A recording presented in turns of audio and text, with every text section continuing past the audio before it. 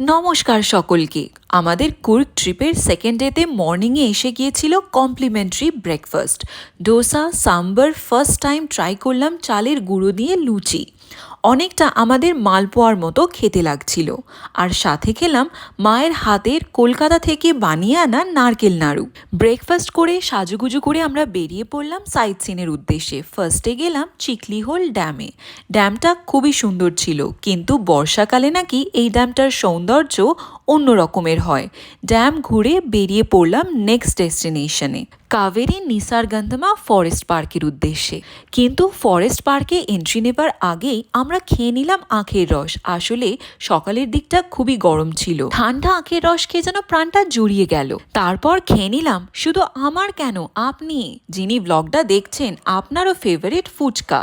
তারপরে টিকিট কেটে ঢুকে পড়লাম ফরেস্ট পার্কের ভিতরে। বাকিটা নেক্সট মিনি ব্লগে।